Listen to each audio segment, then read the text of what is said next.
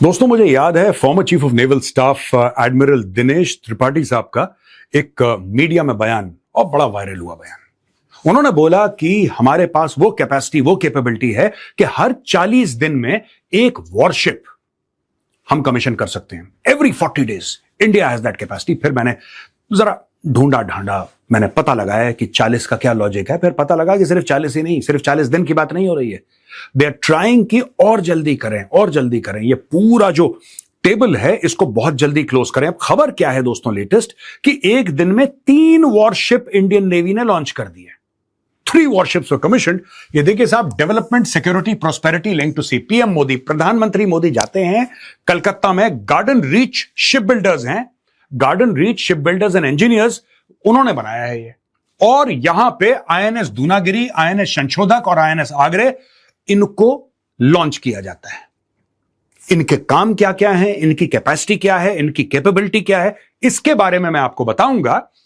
यहां पे कहते हैं दोस्तों, designed by the Indian Navy's warship design bureau and build by Garden Reach Ship Builders and Engineers. The 3 vessels have indigenous content exceeding 75%। कुछ लोग कहते हैं कि 80% से ज्यादा इसमें इंडिजिनस कंटेंट है, यानी कि भारत की टेक्नोलॉजी भारत में बनाई हुई। अब एम और क्या होता है? ऐसा नहीं कि सिर्फ नए नए वॉरशिप्स, नहीं, एक पूरा इकोसिस्टम क्रिएट करना। और ये जो 80% है, कोशिश ये करना कि अगले 5 साल में ये 95% हो जाए, ये कोशिश करना। और धीरे धीरे धीरे ये पता लगे कि जी 100% भारत में बन रहा है। कोई इंपोर्टेड इसमें हिस्सा नहीं है, इसका कोई पुर्जा, कोई पार्ट, कुछ भी इंपोर्टेड नहीं है। आगे चल के ये एम है, आज की तारीख में 80% तक ये रीच कर चुके हैं दोस्तों। Referring to India's indigenous defence manufacturing efforts, PM Modi said a few years ago when we dedicated INS Vikrant. जब से हमने आईएनएस विक्रांत लॉन्च किया है, नेशन को डेडिकेट किया है, तो ये एक नया चैप्टर है भारत के समुद्री शक्ति में, मैरिटाइम पावर में एक नया चैप्टर है। तो प्रधानमंत्री मोदी ने 3 शिप्स को एक दिन में हैट्रिक हो गई भाई। This is a hattrick by the Indian Navy and also Garden Reach Ship Builders and Engineers. मैं इसलिए यहां पे, अब आप बोलेंगे साहब कंस्ट्रक्शन तो ये शिप बिल्डर्स वाले कर रहे हैं, गार्डन रीच, आप इंडियन नेवी का बार बार नाम क्यों ले रहे हैं? दोस्तों, जहां पर भी, जिस पोर्ट में भी वॉरशिप्स का कंस्ट्रक्शन होता है, जहां पे भी, वहां पे इंडियन नेवी के serving officers, senior officers involve रहते हैं। This is all done under the supervision of the Indian navy. ये जितने भी हैं पूरे भारत में, हर जगह आपको इंडियन नेवी के लोग दिखेंगे, सीनियर ऑफिसर्स दिखेंगे वहां पे, जो मॉनिटर कर रहे हैं कि यार ये। और डिजाइन ये देखिए ना साहब, Indian Navy's warship design bureau, ये देखिए साहब, इंडियन नेवी के अंदर एक वॉरशिप डिजाइन ब्यूरो है। ये अपने वॉरशिप खुद डिजाइन करते हैं और अपने पोर्ट पे जाके खुद बनाते हैं, including aircraft carriers, including nuclear submarines. ये कैपेसिटी बन गई है इंडिया की। अब दोस्तों, खासियत क्या है? ये देखिए, संशोधक, आगरे, दूनागिरी, इन तीनों की खासियत यह है कि अकेले अकेले तो दे आर पावरफुल, ये हैं शक्तिशाली, लेकिन एक साथ मिलके इनका असली जलवा दिखता है। ये एक एक शिप क्या करता है, किस तरीके से ये लोग, इनफैक्ट अगर मैं आपको नॉर्मल बोलचाल की भाषा में कहता ना, फील्डिंग सेट करना, इट्स नॉट दैट सिंपल। मैं ओवर सिंप्लीफाई करके आपको बता रहा हूं कि आप लोग समझ लें, लेकिन ये फील्डिंग सेट करते हैं। मैं आपको एक एक करके बताऊंगा। जैसे कि संशोधक है, ये मैप करता है बैटलफील्ड को, क्या चल रहा है बॉस, मैप करता है बैटलफील्ड को, स्पेशली पानी के नीचे और समुद्र की सतह पर, नीचे absolutely the floor of the ocean. Hunts the threat, आगरे शिकार करता है, और आईएनएस दूनागिरी पूरे बैटल स्पेस को, जहां जहां लड़ाई चल रही है, उसको प्रोटेक्ट करता है कि कोई बाहर से आके इन पे हमला ना करे। तो ये तीनों एक साथ काम करते हैं। आप इनको इंडिपेंडेंट शिप्स तो मानिए, क्योंकि इंडिपेंडेंट हैं ये, इनके कैप्टन अलग होंगे, इनका क्रू अलग होगा, जाहिर सी बात है, लेकिन ये एक साथ काम करते हैं। आपने हॉकी में देखा ना, वो हॉकी में क्या करते हैं कि जब साइड से जब वो मारता है एक साथ, तो यहां पे कोई रोकता है, तीसरा बंदा गोल स्कोर करता है, आपने देखा होगा। It is something like that.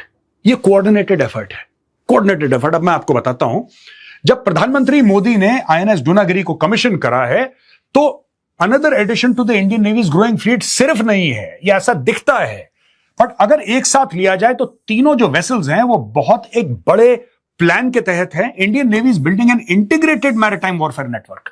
ये सिर्फ और जहाज ऐड नहीं कर रही इंडियन नेवी कि साहब अब इतने हैं, अब इतने हो गए ना, ये एक नेटवर्क बिल्ड कर रही है। लड़ाई नेटवर्क से होती है, पूरा का पूरा एक नेटवर्क बना रही है। Each vessel performs a distinct role. One gathers information, another hunts submarines, and the third protects the battle space. Combined, they create a layered maritime picture that gives commanders greater awareness and combat capability across the Indian Ocean. अब ये जो है Indian ocean और ज्यादा contest हो रहा है दोस्तों. इंडियन ओशन में आप चाइना देखेंगे, दुनिया भर के फ्लीट वहां पे हैं, दुनिया भर की सबमरीन्स, दुनिया भर के शिप्स वहां पे चलते फिरते रहते हैं इंटरनेशनल वाटर्स में. जाहिर सी बात है. अब अगर हमें अपना वर्चस्व कायम करना है तो हमें एक इकोसिस्टम बनाना पड़ेगा. सिर्फ ऐसा नहीं कि आपने ये 15 चीजें बना दी, 20 चीजें बना दी इन आइसोलेशन. नहीं, आपको एक इकोसिस्टम बनाना पड़ेगा. These 3 ships are actually an ecosystem. अब दोस्तों आते हैं आईएनएस संशोधक पर.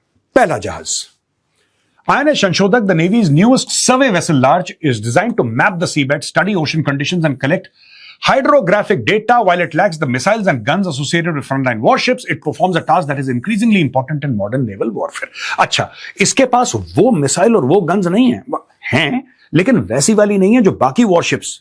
लेकिन आज की तारीख में ये जो मॉडर्न नेवल वॉरफेयर की एक बहुत बड़ी जरूरत है, उसको पूरा करता है आईएनएस संशोधक. ठीक है. डिटेल्ड सीबेड मैप्स, यानी कि समुद्री जो बिल्कुल नीचे फ्लोर होता है समुद्र का, राइट, समुद्र का जो फ्लोर है उसको मैप करना, यह काम करता है ये. Understand under water terrain, identify submarines operating areas. अब दोस्तों ये समुद्र के जो सतह होती है, the bottom, the floor of the ocean, उसको मैप करता है.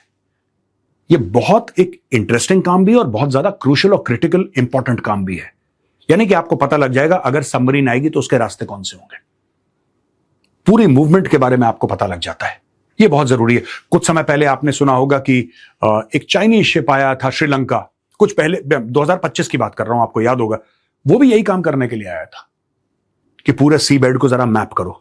अब संशोधक creates the underwater picture on which future naval operations depend. Hydrographic intelligence may not attract as much attention as missiles or warships, but it is a vital part of modern naval operations. जो seabed है वो flat नहीं है. ये क्यों करता है साहब? आप बोलेंगे साहब नीचे समुद्र का जो seabed जो है उसमें ऐसा क्या है? ये क्या आपको इतना महंगा जहाज चाहिए? ये करोड़ों करोड़ों रुपए का जहाज आपने लॉन्च कर दिया बना के, लेकिन क्योंकि वो फ्लैट नहीं है. एक्चुअली प्रॉब्लम ये है, यहां पे रिजेस हैं, वैली हैं, ट्रेंचेस हैं, different types of sediment. These features affect how sound travels under water. ठीक है जी. यानी कि अब हमें पता कैसे लगता है कि नीचे कुछ है? अगर कोई सबमरीन है, हमें कैसे पता लगता है? मैं आपको आसान शब्दों में बता देता हूं दोस्तों कि हम लोग यहां से ना सोनार होता है, तो सोनार ये पिंग करा जाता है नीचे. रेडार भी वैसे ही काम करता है. रेडार हवा में फेंकता है तो जब जहाज से लग के वापस आता है तब पिक्चर का पता लगता है कि हाँ ये है. उसी प्रकार से समुद्र के नीचे जब हम सोनार रेज वहां पे डालते हैं तो वो टकरा के वापस आती हैं तो एक पिक्चर दिखती है आपको. अब प्रॉब्लम यह है कि समुद्र का जो नीचे तला होता है, the floor of the ocean, वो फ्लैट नहीं है. उसमें पहाड़ भी हैं, उसमें वैली भी हैं, उसमें घाटियां भी हैं, राइट. तो जब आप उसको मैप करेंगे तब आपको पता लगेगा कि अगर सबमरीन आ रही है वो कहां से आ सकती है.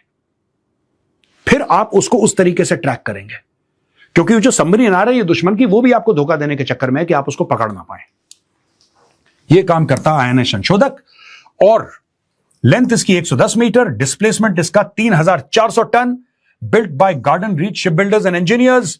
80% इंडिजिनस कंटेंट है इसमें और equipped with sonar, AUVs and survey systems. तो ये पूरा ocean mapping and maritime intelligence का काम करता है.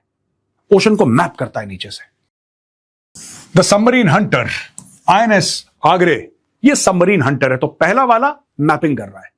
सारा खेल पानी के नीचे चल रहा है, पानी के ऊपर नहीं चल रहा, पानी के नीचे चल रहा है. आईएनएस आगरे. INS Agra is the 4th ship of the Arnala class program. More than 80% components are made in India. It can operate for over 1,800 nautical miles without refueling.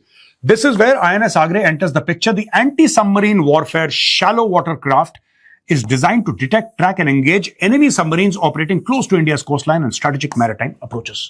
तो जो strategic maritime approaches हैं, India की coastline के आसपास क्या कोई दुश्मन की सबमरीन है? क्या है? ऐसा हो सकता है? बिल्कुल हो सकता है साहब, होता भी होगा. तो उसको डिटेक्ट करने के लिए INS आगरे. Modern submarines are amongst the most difficult military platforms to locate. Their ability to remain hidden makes them a major threat. Using specialized sonars, underwater sensors, and anti-submarine weapons, Agra serves as the Navy's underwater watchdog. It patrols areas of interest, searches for hostile submarine, and helps deny adversaries the ability to operate undetected. तो अब यह है कि ये खोजता है। एक पहला वाला आपने देखा, वो मैप करता है, ये खोजता है, ये ट्रैक करता है दुश्मन की सबमरीन कहां से आ रही है।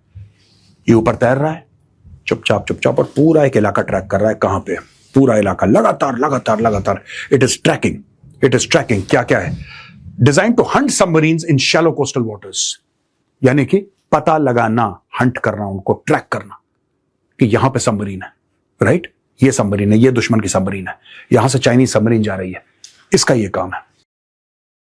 तो दोस्तों आपने देखा कि एक बोट ने मैप कर लिया, दूसरे ने ट्रैक कर लिया।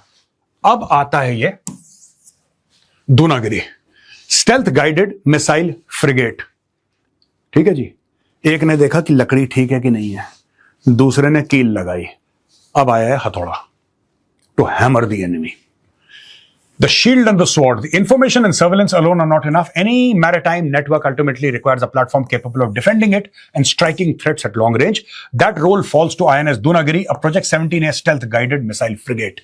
तो ये है, इसके पास एडवांस सेंसर है, एयर डिफेंस सिस्टम है, एंटी शिप मिसाइल्स हैं, torpedoes हैं, helicopter facilities हैं. Dunagiri is designed to fight across all domains of naval warfare. It can engage aircraft, missiles, surface combatants and submarines while operating far from India's shore. यानी कि अगर कोई aircraft है उसको मार गिरा सकता है, मिसाइल को मार गिरा सकता है, surface combatants and submarines, surface combatants यानी कि सरफेस के ऊपर जो दुश्मन के जहाज हैं उनको मार गिरा सकता है, सबमरीन्स को हंट कर सकता है। If Shanshodak provides the data and Agra identifies underwater threats, Dunagiri acts as the fleet's shield and sword, protecting the maritime battle space and delivering combat power when required. अब ये है, as a stealth frigate, it can engage the threats on the surface, in the air and underwater. यानी कि 3 जगह ये लड़ता है, right?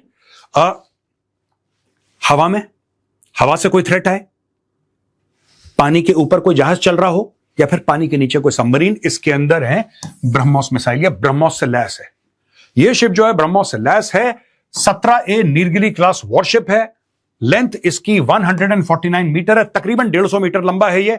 Displacement यानी कि इसका टोटल जो वजन है वो 6600 टन का है। इसको भी गार्डन रीच शिप बिल्डर्स ने बना रखा है। इसके अंदर anti air, anti ship, anti submarine warfare की कैपेसिटी है। तो दोस्तों वही चीज है। तो दोस्तों ये मैंने आपको बताया, जैसे पेनल्टी कॉर्नर होता है ना, वहां से किसी ने मारा, यहां पे रोका, तीसरे ने गोल करा, यही काम है तीनों शिप्स करते हैं।